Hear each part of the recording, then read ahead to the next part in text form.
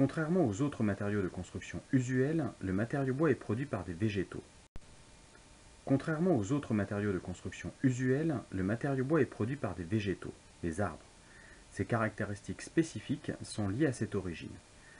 Nous analyserons la constitution de ce matériau, notamment à l'échelle microscopique, pour bien les comprendre, puis nous découvrirons les propriétés physiques et mécaniques du bois, son caractère hétérogène et anisotrope, son hygroscopicité, sa durabilité, ses propriétés thermiques et de réaction au feu.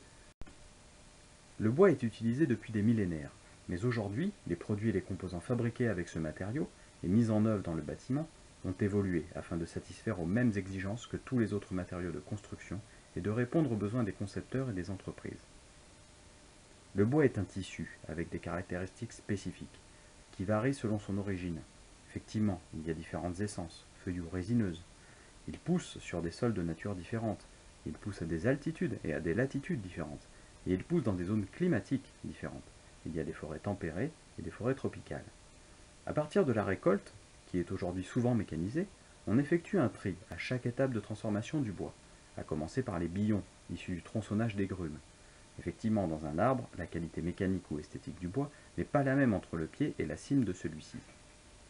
Après la récolte, la première étape de transformation du bois consiste à scier les billons en planches, en bastin, en madrier ou en chevron, et à effectuer un classement normalisé de ces produits. La deuxième étape va permettre de passer d'un matériau à des produits de construction, adaptés aux besoins, aux normes et aux réglementations du bâtiment. Cette étape comprendra notamment le séchage, le rabotage, l'usinage ou encore le collage. Enfin, à partir de ces produits, seront fabriqués des composants, tels que des menuiseries, des panneaux de murs à ossature bois, des charpentes industrielles. Au final, on élabore ainsi de véritables systèmes constructifs à partir du matériau bois et de ses différentes transformations. Ce module de formation, le matériau bois, est composé de 6 chapitres. Nous verrons en premier la composition du bois, ensuite la résistance mécanique du bois, le bois, un matériau hygroscopique, la durabilité du bois, son vieillissement d'aspect et son entretien en extérieur, et enfin son comportement thermique. Dans cette première présentation, nous allons évoquer le premier chapitre, la composition du bois. Le bois est un matériau biosourcé, c'est-à-dire issu d'une production biologique, celle de la forêt, contrairement aux autres matériaux de construction qui sont produits par l'homme avec différents composants fabriqués par des process industriels à partir de matériaux non renouvelables mais parfaitement normalisés. L'arbre est produit par photosynthèse, à partir du CO2, de l'eau puisée dans le sol, de l'énergie solaire et des sucres qui lui fourniront la matière première et l'énergie nécessaire à la fabrication du bois. Une grande partie des sucres photosynthétisés sont donc transformés pour former du bois. Une autre partie est oxydée par respiration pour produire de l'énergie. En bilan global, on constate que lorsque 1 tonne de bois se constitue, lors de la croissance d'un arbre, 1,6 tonnes de CO2 est absorbée, 1 tonne d'oxygène est émise et 0,6 tonnes de carbone est fixée. Le carbone représente 50% de la composition chimique du bois. Une formulation simple et couramment utilisée indique qu'un mètre cube de bois équivaut à environ 1 tonne de CO2 prélevée dans l'atmosphère lors de la croissance d'un arbre.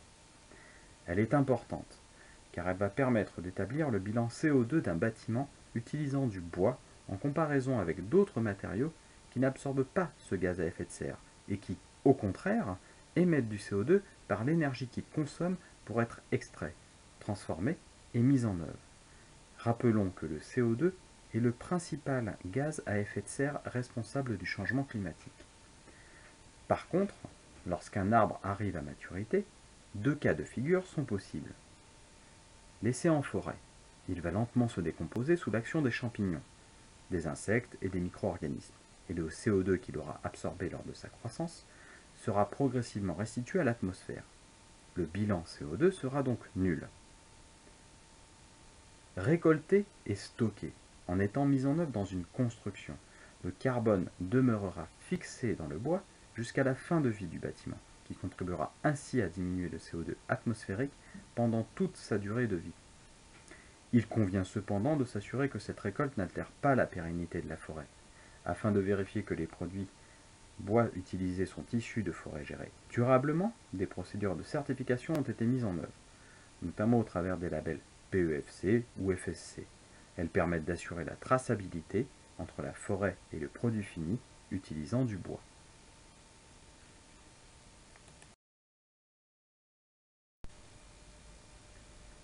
Quand on examine la coupe transversale d'un arbre, par exemple ici celle d'une bille de chêne, on peut différencier 5 couches différentes, de l'intérieur vers l'extérieur.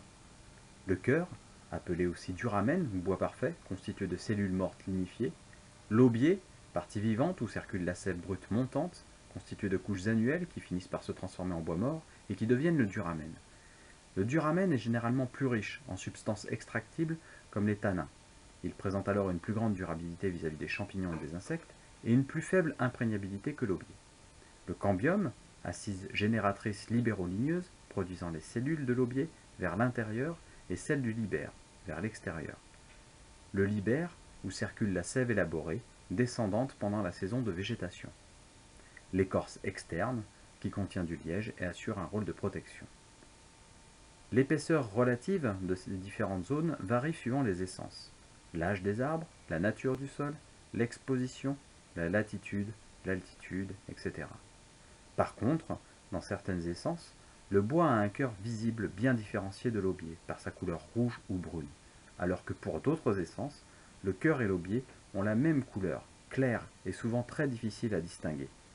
Par exemple, le chêne, le châtaignier, le pin ou le douglas pour la première catégorie et l'épicéa ou le sapin pour la deuxième catégorie.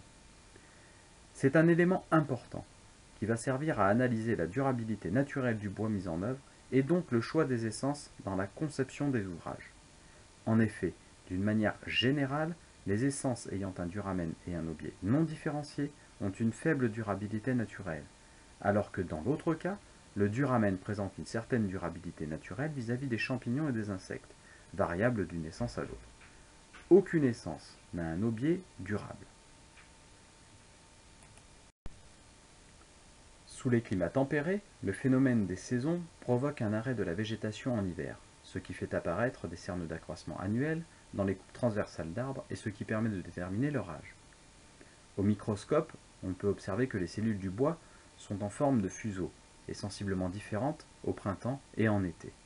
En effet, au printemps, la forte circulation de sève nécessite des cellules de gros diamètre, alors qu'en été, les cellules ont un plus petit diamètre, mais des parois plus épaisses. En hiver, il y a un arrêt total de la croissance de l'arbre. C'est un élément qui va provoquer une hétérogénéité du matériau bois, dont il faudra tenir compte lors de son utilisation et de sa transformation. Dans les zones tropicales, où il n'y a pas de saison, le bois est beaucoup plus homogène et sans cernes d'accroissement annuel. À l'échelle microscopique, on constate que la taille des cellules varie entre le début et la fin des cernes. Il y a beaucoup moins de matière ligneuse dans le bois de printemps que dans le bois d'été, d'où une densité différente dans l'épaisseur d'un accroissement annuel, elle peut varier du simple au double. Cette hétérogénéité a des conséquences importantes en termes de résistance mécanique d'une pièce de bois, puisque c'est la quantité de matière ligneuse au mètre cube, donc sa densité, qui est un élément déterminant pour sa résistance mécanique. Le bois de résineux est principalement constitué de trachéides, qui jouent à la fois le rôle de conduction de la sève brute et le rôle de soutien mécanique. Pour les bois résineux, c'est la largeur de bois de printemps qui varie quand la largeur de cerne varie. Ainsi, les bois poussant en Europe du Nord ou dans les forêts d'altitude auront une meilleure résistance mécanique que les bois de plaine, car ils produisent des cernes plus fins, donc moins de bois de printemps, la largeur du bois d'été variant peu avec la vitesse de croissance. D'autres éléments peuvent également jouer un rôle. La nature plus ou moins riche du sol, son humidité ou l'exposition d'une forêt sur un versant nord ou sur un versant sud.